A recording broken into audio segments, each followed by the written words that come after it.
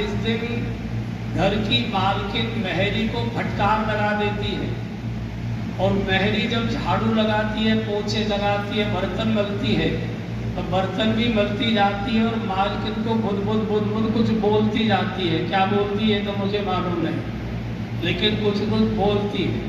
तो जितनी जोर से मेहरी बोलती जाती है भगवान से, उतनी जोर से बोलकर भजन करिए।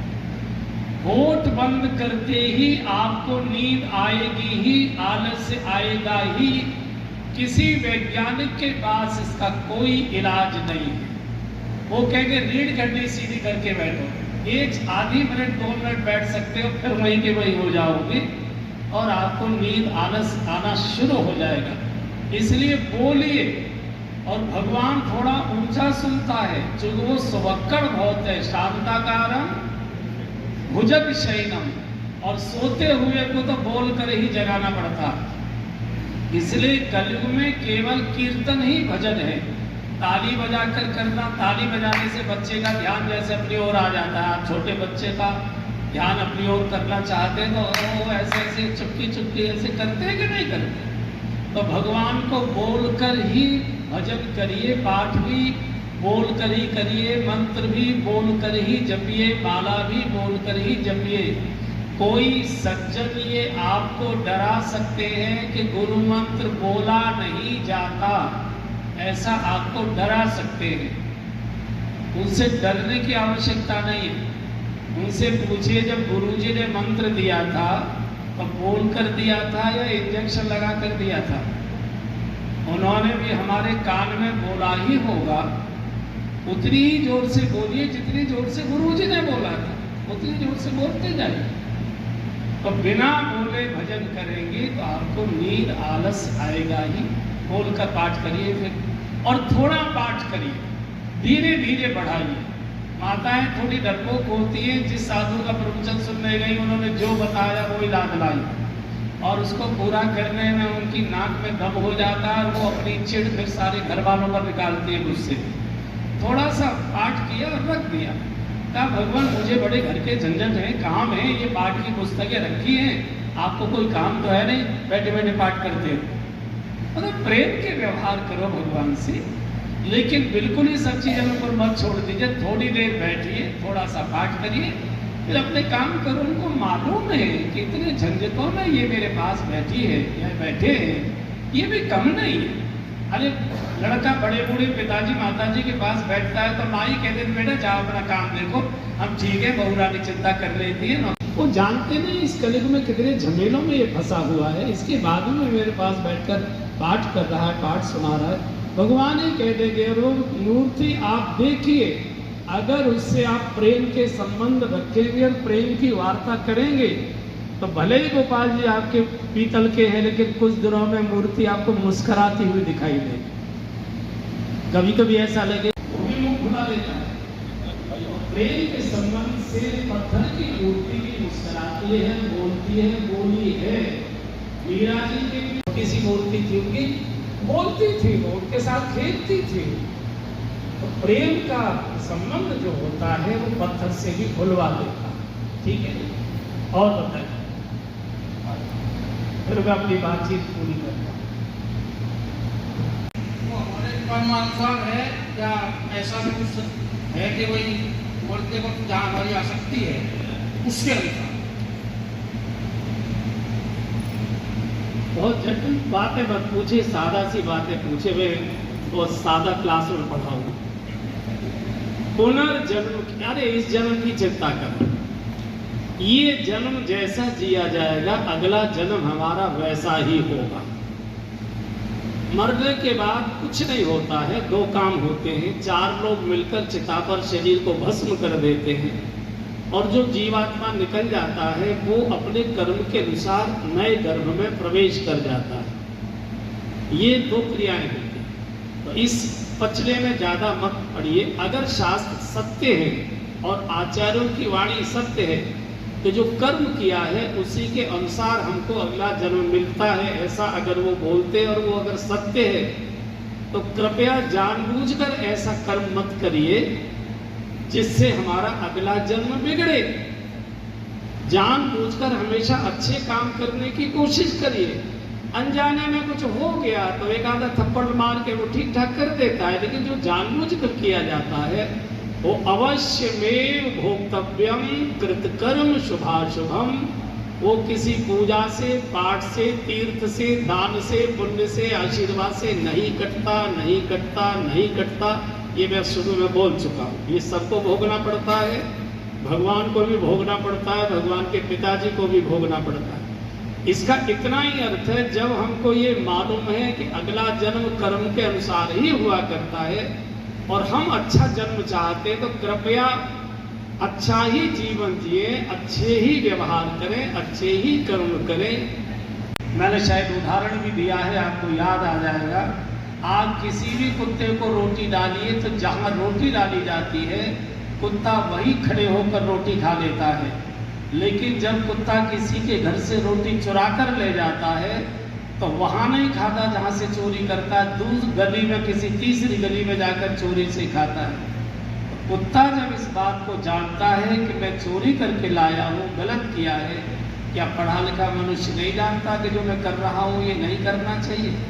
तो अगला जन्म अगर हम सबको सुधारना है तो जो हो गया उसको छोड़ दीजिए, वो तो बदल नहीं सकता, वो तो किसी न किसी रूप में भोग लेंगे हम। आगे का ठीक बना रहे, इसलिए वो काम मत करिए, वो आचरण मत करिए, वो खाना पीना मत करिए, वो वाणी मत बोलिए जो हमारे अगले जन्म को विकृत करे, बिगाड़े। आज से ही सावधानी प्रारंभ कर दीजिए। तो बड़े भवन में न रखकर अशोक वाटिका में क्यों रखा? अच्छा, तो अब क्यों चिंता हो रही है? वो तो आ गई वहां से। अरे जेल में ऐसे ही रखा जाता है। हम जेल में लगभग 17 साढ़े 17 महीने रहे हैं और 3 या 4 महीने हम रहे थे जिसको काल कोठरी कहते हैं, तन्हाई में। मुश्किल से वो होगी बाबूजी 8 बाई 8 की कोठरी, और उसमें हम 2 कैदी थे, एक और अपराधी थे, वो भी बेसामे थे और हम थे। उसी 8 बाई 8 में आप 24 घंटे बंद कर किए जाते थे, 2 घंटे को खोले जाते थे केवल दिन में, थोड़ी देर के लिए। उसी में रोटी खाइए, उसी में हमको शौच करना होता था, लैट्रिन नहीं थी, एक इतना बड़ा मिट्टी का वो रहता था कूड़ा जैसा, उसी में दोनों को टट्टी करनी पड़ती थी। जब एक करता था तो एक अपना कम्बल से, बहुत याद करने की जरूरत नहीं, रावण मिलेगा तो पूछेंगे यार इतना तो करना कम से कम। वैसे आप लंका गए नहीं हैं, बाबूजी के साथ हम लोग लंका गए हैं। इतने आदर से सीता जी को रावण ने रखा था। वो 100 वर्ग किलोमीटर की पहाड़ी है, वो जो अशोक वाटिका है वो 100 वर्ग किलोमीटर की है, पूरी एयर कंडीशन है। जिस समय हम लोग गए थे उस समय महीना था शायद जनवरी का, जनवरी ठंडा होता है लेकिन वहाँ बढ़िया गुनगुना मौसम था, फर्स्ट क्लास हरा भरा। जिस कुटिया में रहती थी उसके नीचे इतना शुद्ध जल गंगा जी का भी नहीं है जितना शुद्ध जल उस नदी का था। बहुत आदर से रखा, और कितना आदर रावण करता होगा सीता जी का कि कभी भी सीता जी से मिलने अकेले में नहीं गया, हमेशा पत्नियों को साथ लेकर जाता। मंदोदरी आदि सब रानी, उस सबको लेकर जाता, बहुत सम्मान से रखा। आपको गलत में के कष्ट रहता क्या हो? शुभ में जीना, करुणा में जीना, दया में जीना, प्रेम में जीना, परोपकार में जीना, सत्य में जीना, सबके हित में जीना, यही सतयुग है। कलह में जीना, क्लेश में जीना, दोषों में जीना, दुर्गुणों में जीना, मदिरा में जीना, जुए में जीना, लड़ाई झगड़े में जीना, लूटपाट में जीना, बेईमानी में जीना, यही कलयुग है।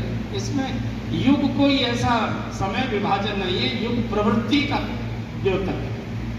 आप किस प्रवृत्ति, और ये प्रवृत्तियां 24 घंटे में 24 बार आती हैं। रिमोट आपके हाथ में, जो प्रवृत्ति अच्छी लगती है वही रिमोट दबा दीजिए, उसी में जीना शुरू कर दीजिए।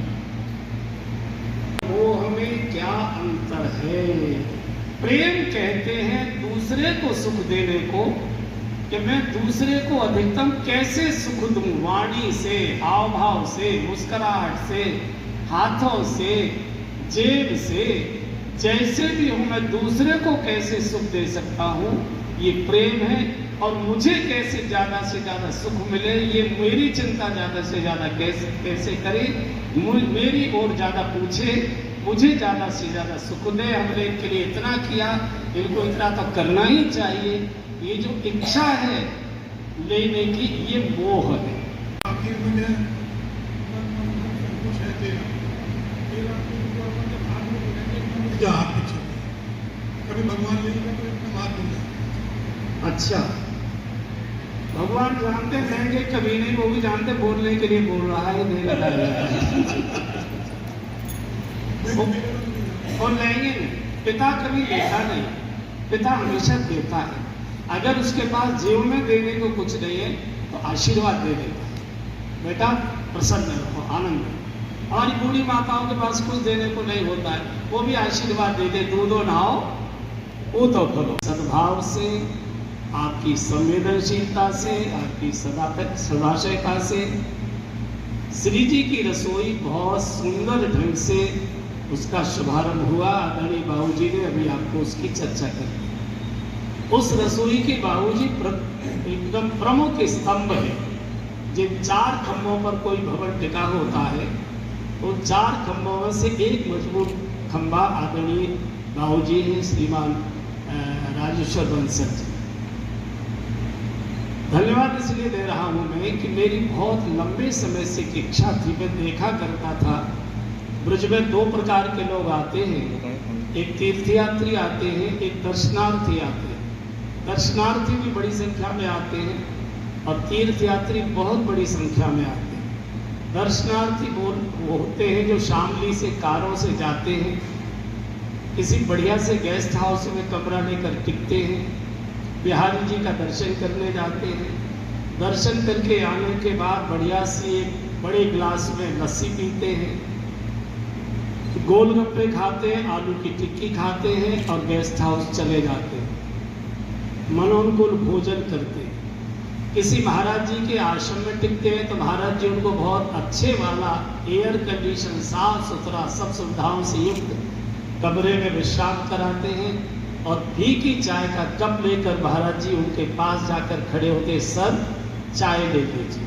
वो होते तीर्थयात्री और चले आते, वो होते दर्शनार्थी और चले आते। तीर्थयात्री वो होते हैं जो आपस में चंदा करते हैं, एक सस्ती सी बस किराए पर लेते हैं, दाल चावल आटे की पोटली अपने साथ लेते हैं, नमक मिर्च की गुड़िया बांधते हैं, छोटी सी भगोनिया, चम्मच, प्लेट आदि लेकर बस में बैठकर चल देते हैं। एक आध दिन की रोटी पराठे पूड़ी घर से लेकर चलते हैं। वो खत्म हो जाती है तो रास्ते में जहाँ तहाँ जगह मिलती है वहाँ कूड़ा इकट्ठा करते हैं, अपना दाल चावल खिचड़ी बनाते हैं, फिर आगे बढ़ते हैं। वृंदावन आते हैं तो वृंदावन में जहाँ जगह मिलती है, आपने देखा होगा सैकड़ों बसें कहीं रंग जी के मंदिर में, कहीं सड़क के किनारे, किसी और मैदान में इधर उधर खड़ी मिलती हैं। कहते हैं भोजन कराने की जिम्मेदारी आप ले लीजिए। मैंने कहा ठीक। उन्होंने अपने कहे हुए वाक्य को पूरा किया। बाबूजी ने भी आपको बताया कि 7.5 करोड़, लगभग 7.5 करोड़ रुपया उत्तर प्रदेश सरकार का बजट में से देकर उन्होंने बहुत सुंदर आलीशान भवन बनाकर तैयार किया। उसकी बाकी व्यवस्थाएं, पूरे में एयर कंडीशन लगाना, बैठने का फर्नीचर बढ़िया लेना, बर्तन आदि सब चीज़ें खरीदवाना, ऑटोमेटिक मशीनें खरीदवाना, इस पर लगभग एक 60-65 लाख रुपया हमारा जो मंगलमय परिवार का न्यास है उसके द्वारा वो व्यय हुआ। और इसी जन्माष्टमी के दिन पूज्य योगी आदित्यनाथ जी के करकमलों से उन्होंने स्वयं अपने हाथों से पहली थाली परोसी और उन्हीं यात्रियों के बीच में बैठकर उन्होंने प्रसाद पाया।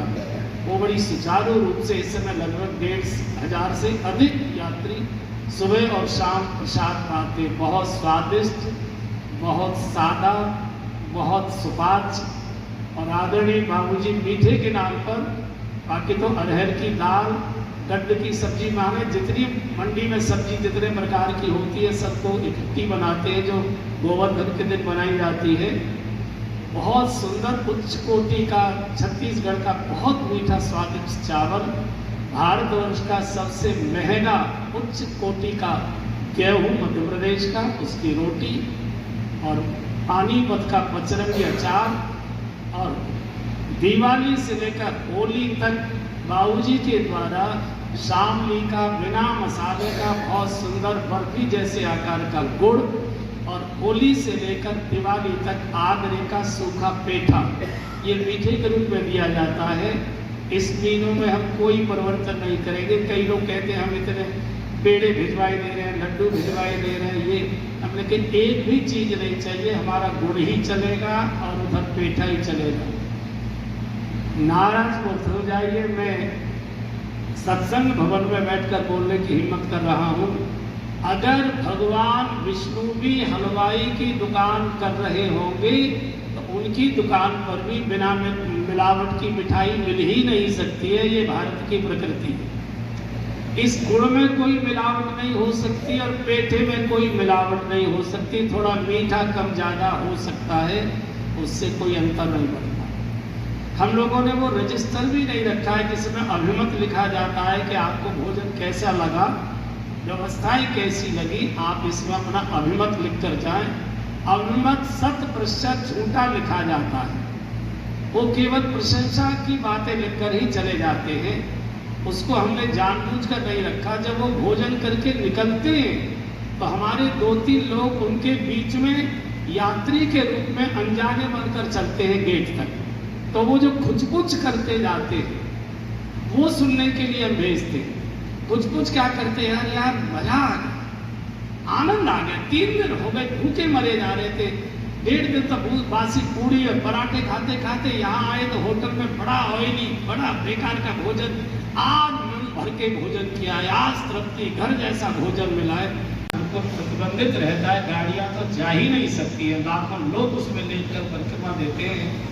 आप में से जो कार्यक्रम में गए होंगे छठीकरा के पास कृष्ण जन्माष्टमी आश्रम, उसी में वो कथा है, और शेष जो 12 दिन की कथा जोड़कर जो हमारे देश भर के यजमान बने हैं, वो कथा तो वैसे पूरी हो चुकी थी 70 दिन में, लेकिन पीछे के प्रसंग थोड़े हमने जल्दी जल्दी पूरे किए, उनको दोबारा से बड़े आराम से पूरा करके। चूंकि टेक्नोलॉजी का युग है, लंबे समय तक ये चीजें संरक्षित सुरक्षित घरों में रखी जा सकती है, आगे आने वाली पीढ़ी इन कथाओं को सुन सकती है। अभी हम जो कथा सुनाने आते हैं शामली में 8 दिन की कथा होती है, भीड़ बहुत ज्यादा होती है, उसमें बालक भी होते हैं, वृद्ध भी होते हैं, शिक्षित भी होते हैं, अशिक्षित भी होते हैं, तो उसमें सब प्रकार के हमको चुटकुले सुनाने पड़ते हैं जमाए रखने के लिए, नाच नचाना पड़ता है, हंसी मजाक की बातें सुनानी पड़ती है, थोड़ी बहुत कथा के प्रसंग सुनाने पड़ते हैं। ये कथा 100 दिन की बिल्कुल मोती चूर है, शुद्ध रूप से ये कथा है। तो जो भी यजमान बने हैं, जैसे आज हम सब लोग बैठे हैं, ये कथा पूरी होने के बाद एक बार मेरा फिर प्रवास होगा पूरे देश में, और जहाँ जहाँ के बंधु यजमान के रूप में जुड़े थे रसोई से या कथा से, उनको मैं अपने हाथों से ही वो भेंट कर ले आऊँगा। भविष्य के आप और आपके बच्चे बहुत लंबे समय तक उस अच्छी कथा को सुनेंगे। जो अब कथाओं का क्रम और प्रकार का हो गया है, नचाना, गवाना, चुटकुले, ये वो शुद्ध मोती चूर कथा है। आप इससे जुड़िए, पाठ करो, हम तो सोच ही नहीं सकते। अब एक बात बताओ, एक महिला हंस फाउंडेशन की चेयरमैन महाराज जी को खड़े होकर 108 करोड़, फिर दूसरों ने भी 50-60 करोड़ और भी दिए, 200 करोड़ के करीब वहाँ इकट्ठे हुए एकदम। मतलब एक हॉस्पिटल बनाने के लिए जरा सी आवाज दी और वहाँ 200 करोड़ रुपया इकट्ठा हो गया। तो ये जगह जगह इसलिए नहीं घूम रहे कि आप लोग 11,000 रुपया दें और इसमें इकट्ठा करें रुपये भी। तो अगर एक को भी कह देंगे तो रसोई चलती रहेगी, रसोई बंद नहीं होगी। रसोई बनते बनते भी मैं 4 बार गया। योगी जी ने रसोई बनवाई MDA से, मथुरा डेवलपमेंट अथॉरिटी से। मथुरा डेवलपमेंट अथॉरिटी का ही प्लॉट था, मथुरा डेवलपमेंट अथॉरिटी ही प्लॉट लेकर योगी जी ने आदेश दिया, 7.5 करोड़ रुपए का बजट दिया। बहुत सुंदर रसोई बनी है, 2 मंजिल, एयर कंडीशन बहुत सुंदर है। मैं तो रोज आना भगीरथ जी से रोज फोन पर बात करता हूँ, आज कितने आदमी ने खाना खाया, कल भी 1100-1200 लोगों ने खाना खाया था, पर रोज पूछता हूँ। बीच बीच में 1700-1800 हो गए थे, लेकिन अब 4-5 रोज से 1100-1200 है। लेकिन अब ये पुरुषोत्तम मास चलेगा, इसमें 2000 से ऊपर की 2-2,500 रुपये 2-2,500 से ज़्यादा की उम्मीद है कि 2-2,500 से ज़्यादा लोग भोजन करेंगे। ये जब शुरू में महाराज जी ने प्रस्ताव रखा था तो प्रोग्राम ये था कि 10,000 लोगों को भोजन कराएंगे। प्रस्ताव तो 10,000 लोगों का, कोई रुपये की वजह से मैं बार बार कह रहा हूँ, लेकिन मैं चाहता ये हूँ, महाराज जी भी चाहते हैं कि ज़्यादा से ज़्यादा परिवार जुड़े, ताकि वहाँ आप जाके देखें भी कितना अच्छा ये काम हो रहा है। और महाराज जी की एक इच्छा रही है, एक हॉस्पिटल की और एक इसकी, हॉस्पिटल भी बहुत बड़ा बन रहा है, लगभग बाबू जी बन गया करीब, हाँ लगभग दिवाली पर उसका शुभारंभ हो। और एक छोटी सी सेवा मुझे दे रखी इन्होंने गुड़ की, हालांकि पिछली बार तो बहुत कम लोग खाना खा रहे थे, वहाँ जब शुरू हुआ था 100-150 लोग खाना खा रहे थे, कुल 750 किलो गुड़ गया वहाँ। अब की बार शायद अब तो लगता है 7,000 किलो देना पड़ेगा। हाँ 5-6 टन जाएगा, नहीं कोई झूठना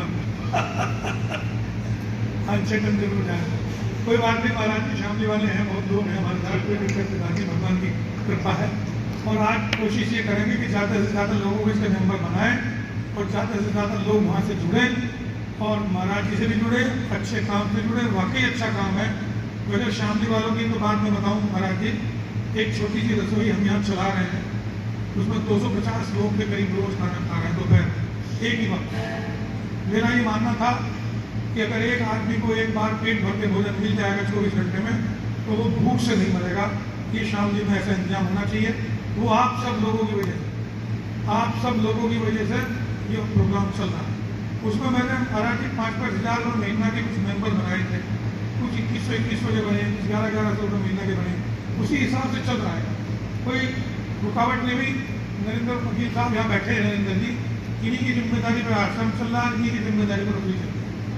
ये इनकम टैक्स के एडवोकेट हैं, हमें हिसाब भी नहीं देखना पड़ता, हिसाब इनकी जिम्मेदारी पर रहता है। मुझे बहुत सहूलियत है।